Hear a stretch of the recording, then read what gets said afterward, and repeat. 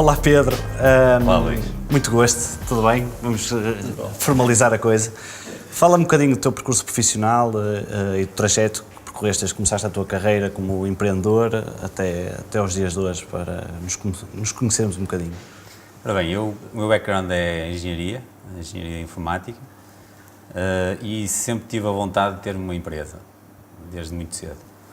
Então comecei a fazer algumas coisas meio na brincadeira, um site de e-commerce em 2005, comecei a vender algumas coisas para a Espanha, tinha um site de gadgets. Depois chegou uma altura em que tive um desafio dos meus atuais dois sócios, o Cláudio e o Nuno, que tinham uma ideia de montar um site de comparação de preços e acharam que eu podia dar um bom contributo, e foi assim que eu dei o passo de me despedir da empresa onde eu trabalhava na altura, que era a Enabler. Depois constituímos a empresa em 2007, e depois o processo foi avançando. Mas começaram com um comparador de preços e depois pararam num sítio completamente distinto. Começámos num comparador de preços, rapidamente percebemos que comparador de preços em Portugal em 2007 era uma má ideia. Nós olhávamos para os múltiplos dos Estados Unidos e percebíamos quanto é que podia valer um comparador de preços à escala que era feita nos Estados Unidos e em Portugal, e dizíamos isto é negócio. Mas depois, quando começámos a pegar no telefone e a ligar a lojas de informática, que até eram as mais desenvolvidas na altura, ou de eletrónica, percebemos logo que íamos ter que penar muito, íamos ter que esperar muito tempo até termos realmente um mercado. Desenvolvemos o site, tínhamos o serviço a funcionar, tínhamos produtos, indexámos uma série de sites, mas depois chegou uma altura que, quando realmente testámos o mercado, e se calhar devíamos ter feito antes, nesta altura eu olho para trás e acho que a primeira coisa que devia ter feito era pegar no telefone e falar ou ir às lojas, falar com as empresas, percebemos logo que não era por aí. E então decidimos parar o projeto. Eu e o Cláudio tínhamos alguma experiência em compra de AdWords, e então começámos a trabalhar a área de compra de tráfego e a fazer campanhas de publicidade, campanhas de afiliação, campanhas de geração de leads. Depois, o resto da história, tem muitos capítulos.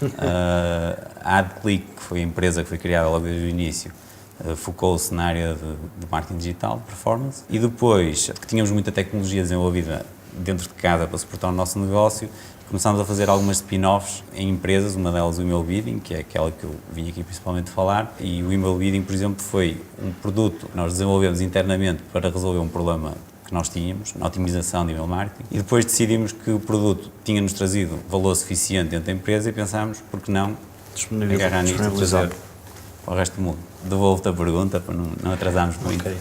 A minha história é muito mais curta, não é? Estavas a falar de 2004, 2005, foi o ano que eu entrei, que ainda estava no secundário, eu entrei para a faculdade com mudanças AdClick em 2007, e em 2012, quando saí, também tinha essa ambição de criar um próprio negócio. O meu background também é engenharia, não informática, mas eletrotecnia. E então foi na altura em que começou-se a falar um bocadinho de empreendedorismo em Portugal, do chavão das startups. Então decidi ir a uma série de eventos e aprender um bocadinho sobre o ecossistema e como é que se constituía uma empresa, como é que se gerava efetivamente uma ideia e depois se transformava em negócio. E aventurei-me num projeto que durou pouco mais de 4 meses, que era, no fundo, agregar numa plataforma todos os eventos que iriam acontecer amanhã, e o projeto chamava-se o amanhã.pt.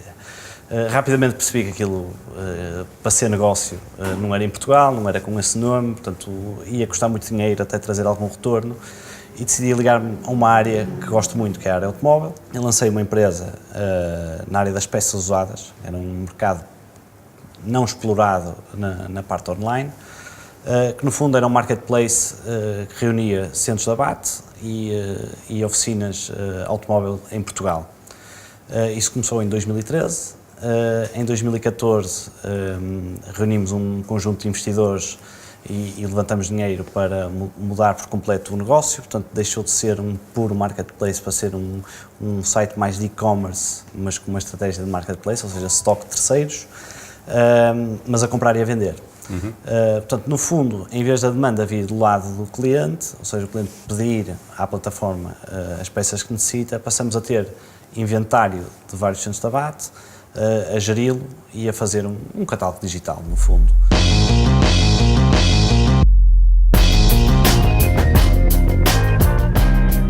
No Email Bidding, nós também fizemos uma ronda de investimento em 2014 e eu até aproveitava também para partilhar aqui um bocadinho da experiência na parte de investimento, que eu tive um problema em termos de conseguir um investidor, porque a estrutura acionista era muito complicada. No fundo era uma spin-off, só um dos sócios, éramos 3 sócios da empresa-mãe, só um dos sócios é que ia estar a 100% dedicado a esta spin-off, e os investidores olhavam para aquilo e assustavam-se. Porquê? Porque nunca sabiam, na verdade, ou só tendo muita confiança, é que conseguiam saber se o dinheiro verdadeiramente estava a ser colocado no sítio certo, e a minha dedicação também podia estar aqui em causa, não é? Claro. A ideia não era essa, a ideia era estar dedicada a 100%, assim como fiz durante uma série de anos, mas foi um grande entrave. Nós acabámos por ter um investimento de uma empresa francesa, uma empresa que se chama Quanco, é uma das maiores empresas na área do marketing digital performance na Europa, e então a ideia foi não só ir buscar dinheiro, ir buscar também aqui um interesse e uma parceria, ou seja, smart money, mais claro, uma parceria comercial que nos permitiu ter acesso a todos os mercados onde eles operavam. De uma forma muito mais eficiente do que tu ires bater às portas. Não é? Exato. Acho que a decisão foi a correta, porque olhando hoje para trás, se eu tivesse sido só por dinheiro, e o dinheiro que eu estava à procura na altura era qualquer coisa na ordem de 1 milhão de euros, tinha queimado 1 milhão de euros e não sei onde é que estava, porque não testei, mas seguramente tinha sido um caminho bastante complicado. Nós, curiosamente, além da Portugal Ventures, temos um grupo de investidores privados, não lhes chamo Business Angels, porque não investem com fundos, investem com capital próprio, portanto acaba por ser a smart money, e são do mercado onde nós estamos inseridos. E isso trouxe um valor acrescentado que eu não consigo quantificar e abriu-nos muitas portas, não só no mercado nacional como também fora. Portanto, nós neste momento estamos ativos em 4 geografias na Europa, vamos passar para 6 até o final do ano e exportamos para 43 países. Eu acho que sozinho, com o Pedro, que é o meu fundador, não conseguimos trilhar esse caminho sozinhos. Não só o valor de mercado que trouxeram, mas a experiência comercial que nós não tínhamos. E em termos de limitação, esses investidores, se calhar não esses que devem ser minoritários, não é? Mas, por exemplo, um investidor que se calhar dentro desses foi o maioritário, a Portugal Ventures, qual foi o contributo? Para além de dinheiro, trouxe mais, aportou mais? Eu acho que os 2 acionistas em conjunto aportaram valor para a empresa, ou seja, a parte dos privados foi o conhecimento do mercado e a abertura de portas no nosso setor. A Portugal Ventures é mais um investidor institucional, trouxe processos de gestão que nós não tínhamos na altura, mas que também os meus investidores particulares iam trazer, porque têm outras empresas e estão habituados a este tipo de vida há muitos anos, e trouxe parcerias lá fora, mais institucionais, que trouxeram valor para o nosso negócio, mas sem dúvida que os particulares trouxeram mais conhecimento para a empresa do que propriamente a Portugal Ventures. Em relação à questão que estávamos a falar há bocado do marketplace, não é? O email bidding é também um marketplace. Já agora, o email bidding basicamente o que faz é ligar anunciantes que pretendem promover produtos ou serviços através do canal de e-mail com donos de bases de dados, tipicamente são grupos de mídia ou grandes websites que têm bases de dados que podem usar para fins de marketing direto. Juntamos estes 2 players numa plataforma, mas não é só intermediação publicitária. O que nós fazemos é a própria execução e otimização das campanhas, ou seja, quando as campanhas são colocadas dentro da nossa plataforma, nós temos um sistema que percebe que tipo de campanha é, tenta encontrar o melhor segmento para aquela campanha, o segmento sociodemográfico e também comportamental, e com essa informação vai trazer um retorno melhor, quer para quem está a anunciar, quer para o dono da base de dados, que vai trazer mais rentabilidade. Okay. Tipicamente nos marketplaces ouve-se muito falar da regra do se uma startup tem uma possibilidade de sucesso de 1 para 10, no marketplace tens um problema dos 2 lados, que é o lado dos clientes e o lado dos fornecedores, ou seja, tens que multiplicar 1 por 10 de cada lado e dá-te 1 para 100. Eu acho que é capaz de ser um bocadinho exagerado, mas compreendo hoje melhor a dificuldade que é de montar um marketplace e certamente também tiveste esse tipo de dificuldades. Quais foram os pontos do marketplace? Nós ainda tivemos uma característica interessante, que é tu dos 2 lados estás a trabalhar com pessoas tecnológicas. Nós, do nosso lado, estamos a trabalhar com centros de abate, que tipicamente são pessoas já com alguma idade que estão a gerir esse tipo de negócios. É um negócio muito tradicional e com uma resistência muito grande à adesão a novas tecnologias. E do outro lado temos o cliente, que é uma oficina, que está habituado a comprar ao seu fornecedor habitual, portanto, quebrar essa barreira o grau de literacia digital não ajudava. Isto tem vindo a mudar e acho que temos tido um papel até bastante importante nisso. Portanto, começando pelo fornecimento de peças, a estratégia que implementamos para ter um maior número de centros de abate, tivessem processos implementados dentro das suas empresas, foi oferecer-lhes um sistema de gestão de estoques, não foi só prometer, nós somos os maiores e vamos trazer muitas vendas. Tivemos a atitude exatamente oposta, ou seja, sempre fomos muito conservadores a gerir as expectativas deles. Portanto, oferecemos alguma coisa que eles não tinham e que os ia ajudar não só na sua visibilidade online connosco, mas para saber o que tinham dentro de casas. Imagina, geris uma farmácia sem saber o que é que tens dentro. Eles geriam um negócio de peças sem saber o que é que tinham dentro de portas. Achavam que a cabeça guardava tudo na caixinha certa. Eu passei essa experiência como cliente a ir a uma sucata à procura de um motor. Pronto. Ele achava que estava debaixo de uma árvore qualquer lá ao fundo. E depois já não tinha, porque algum colaborador foi lá buscá-lo e vendeu. Nunca mais me ligou. Liguei-lhe eu. Para descobrir que ele não tinha. Não tinha. Pronto. E, ou seja, a parte de fornecimento foi resolvida com o oferecer um sistema de gestão de estoques não contabilístico, ou seja, não é um software de faturação nem gestão de estoques legal, basicamente uma plataforma na cloud que lhes permite fazer um inventário simples de peças de automóveis. Portanto, do lado de fornecimento nós achávamos que ia ser o mais difícil, porque estávamos a entrar dentro de casa deles e saber o que é que eles tinham dentro de casa, e provou-se ser a parte mais simples. A parte de cliente, em que, como estavas a dizer, a literacia é muito baixa, começamos por redes de oficinas, ou seja, não as Bosch Car Service, mas redes mais pequeninas, a fazer os protocolos num nível mais acima, parcerias mais acima, que encaminhavam para baixo. Esses foram os primeiros clientes que nos apareceram. Nós trabalhamos em parceria com companhias de seguros e desde o momento zero que tentamos fechar as parcerias com eles e eles abrirem-nos a rede de cliente deles para promover os nossos produtos. Porquê? Uma oficina, quando tem que fazer uma reparação, ou mesmo um particular, quando tem que fazer uma reparação, tem 3 opções de escolha. Ou vai à marca comprar a peça que precisa, ou vai a um distribuidor de peças marca branca, que é o chamado aftermarket. Portanto, as peças originais são muito caras. As da aftermarket têm uma gama limitada, é tudo o que é os consumíveis e algumas peças de carroceria, em que tem um preço muito baixo, obviamente com uma qualidade muito baixa. Ou então vai procurar uma peça original, mas usada, num centro de abate ou na nossa plataforma. E as companhias de seguros controlam o processo todo de pricing e disponibilidade nas origens, portanto, nas Renaults, BMWs e Audis deste mundo, nos distribuidores de peças de marca branca, mas não controlam o processo do usado. Portanto, não sabem se existe, quanto é que custa, se vai viabilizar ou não uma reparação, e nós viemos ajudar a resolver esse problema. Ou seja, hoje em dia, conseguimos, com peças usadas, viabilizar reparações de viaturas acidentadas, teve um acidente, se for com peças novas ou de marca branca, não é viável economicamente e o segurado fica sem o carro, vai receber um valor baixo que não vai ficar satisfeito, a oficina não repara e a companhia vai perder o segurado porque ele vai para outra companhia. Portanto, toda a gente perde.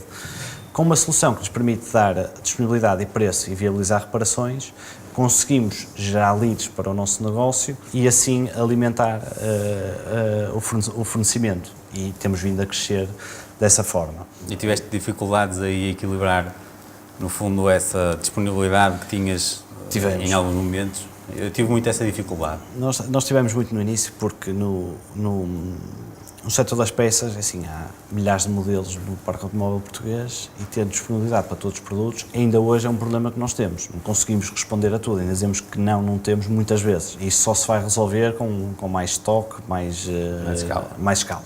E é isso que estamos a trabalhar todos os dias. Ainda hoje temos esse problema de não conseguir dar resposta aos clientes. Ao fornecedor, eles estão todos satisfeitos porque nós somos, na grande maioria deles, o melhor cliente deles. Portanto, há aqui um grau de fidelização muito grande. Mas recuando para trás, quando não éramos, geríamos as expectativas muito com o software que lhes estávamos a oferecer, uma venda era uma motivação muito grande para eles. À medida que fomos evoluindo, eles também foram ficando mais fidelizados. Mas acho que o mais importante, dado que nós temos uma rede de fornecimento relativamente baixa para a escala que temos, ou seja, estamos a trabalhar com 40, 50 fornecedores, acreditas na casa dos milhares, ou centenas.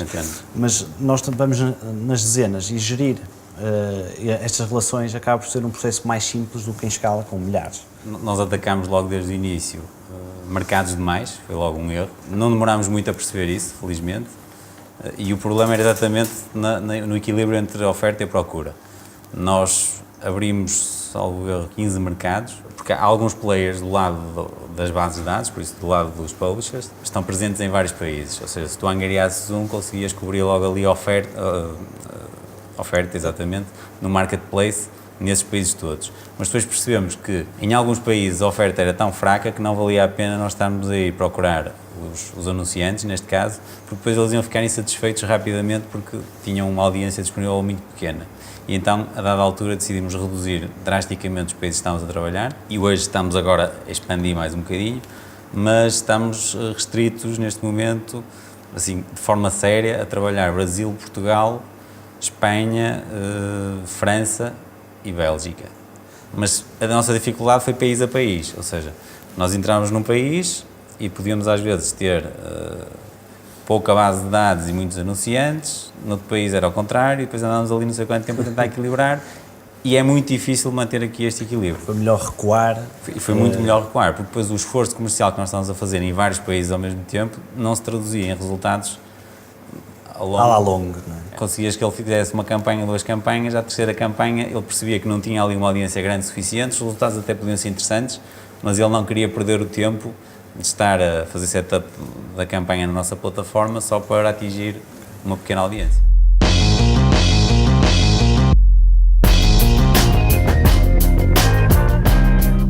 Eu percebo muito pouco percebo o mínimo de marketing digital, mas para perceber como é que funciona o flow. Assumindo que nós, no nosso negócio, queremos fazer alguma campanha ou várias campanhas de email marketing e utilizávamos a vossa empresa, a vossa solução, quem é que faz o setup? São sempre vocês? Eu acho que ouvi isso há pouco, queria ter a certeza. Como é que funciona o processo? Nós temos uma plataforma tipo AdWords, okay. Em que tu fazes login e podes criar aí as tuas campanhas. Okay. E depois podes selecionar a audiência. Agora, por exemplo, uma coisa que nós, felizmente, acho que não cometemos esse erro, foi não diversificamos ao nível do B2B e B2C. Há bases de dados B2B e bases de dados B2C. Nós focamos só em B2C. Deixámos de fora o B2B. Que é apetecível, que é interessante, que pode trazer muita rentabilidade, mas que é mais uma área nova para depois ir outra vez tentar equilibrar os fornecedores e os clientes. Mas o cliente que tem uma empresa que vende t-shirts, por exemplo, entra dentro desta plataforma, define quanto é que quer pagar por clique, como no AdWords, define qual é que é o subject que quer colocar, define qual é o kit de e-mail e depois esse e-mail é processado por nós de uma forma manual em termos de validação de qualidade da campanha, porque não aceitamos qualquer campanha, tem que cumprir determinados critérios. Senão tem baixos resultados. Sim. E eu vou ficar insatisfeito como cliente e não vou vender t-shirts, não é? Sim, e depois não entregas e-mails, adicionalmente. A partir daí é tudo automatizado, ou seja, o cliente pode fazer ou não segmentação, mas depois nós temos um sistema, um algoritmo que vai decidir quais são os segmentos por onde vai enviar prioritariamente aquela campanha. E depois o cliente vai pagar por clique, pode fazer depois variações no valor do CPC que está a pagar, do valor por clique, para tentar aumentar o volume de envios. Interessante. E vocês providenciam depois o tracking, ou o tracking é feito já pelo... Também temos tracking, mas também pode ser feito integrado externamente com analytics e ferramentas desse género. Eu perguntava isso, nós já fizemos várias campanhas, seja de e-mail, seja de AdWords com empresas supostamente especializadas. No nosso negócio o resultado era quase nulo, não era nulo, mas era quase nulo. Primeiro, pelo tipo de target, ou seja, não é só a questão de ser B2B, nós também fazíamos ao consumidor final, fazíamos um mix das duas coisas. Gerava muito tráfego, mas gerava pouco retorno. Não, mas repara, tu estás em search, em pesquisa, em que as pessoas estão ativamente à procura de um determinado produto, se calhar é mais fácil conseguir ir buscar essas pessoas. Se tu fores por um mecanismo que não seja quando o utilizador já está à procura de alguma coisa, que é o caso do e-mail, estás a atirar, em princípio, para uma audiência muito mais vasta em que uma pequena percentagem vai estar interessada nisso. Por isso, produtos muito específicos vai ser sempre mais difícil de promover online. em geral. Mas Search funciona, mas gerido por nós, gerido por terceiros, eu sempre Mais experiências. E experimentamos várias empresas e é muito específico, as pessoas não... Sim, é preciso conhecer a indústria e demora tempo a acontecer isso. As campanhas muitas vezes não são grandes o suficiente para as pessoas poderem dedicar, as agências poderem dedicar o tempo suficiente para aprenderem todas as especificidades desse mercado. Sim, isso acontece muito. Por isso é que estava curioso para perceber como é que funciona o processo. Nós, no nosso caso, em termos de angariação de fornecedores e de clientes, estamos sempre aqui a falar de marcas muito grandes. Empresas gigantes que faturam bis, que são nossos publishers, que são grupos de mídia, e tu não chegas lá por campanhas de search, não é? Claro. Fazemos algum marketing online, e fizemos uma campanha forte no lançamento em França, fazemos algumas feiras, tem resultados. Depois, já fizemos algumas estratégias de angariação de clientes online, com AdWords ou estratégias similares ao LinkedIn, mas o canal que ainda funciona melhor acaba por ser bater à porta e falar com as pessoas, porque estamos aqui a falar, os nossos clientes são principalmente ou grandes empresas ou agências, ou seja, nós estamos ali a tentar resolver um problema, mas temos que lhes explicar quais é que são realmente as vantagens que estamos a trazer para eles mudarem a forma como fazem, e essa é uma das grandes dificuldades, não é? Mesmo que tu tragas uma solução que é muito mais eficiente, as pessoas têm sempre tendência a quererem fazer como sempre fizeram. E nós temos esse desafio, continuamos a ter esse desafio e acho que vamos continuar a ter. Com as oficinas, Exatamente, ainda deve ser um problema maior, não é? Nós conseguimos fazer com que eles troquem de fornecedor habitual. Assim, comprar uma vez é interessante, mas nós gostamos é de recorrência, ou seja, quantos mais clientes tivermos melhor, mas recorrentes ainda melhor é. Nós não somos o mais barato no mercado, porque oferecemos um serviço, desde o pré-venda ao pós-venda, que mais ninguém está a oferecer, portanto isso tem que ter valor. E tivemos muita dificuldade e às vezes ainda perdemos oportunidades de venda por questões de preço, mas estamos cada vez mais focados em empresas organizadas, com processos internos, e não a oficina que nós lhe chamamos de vão de escada.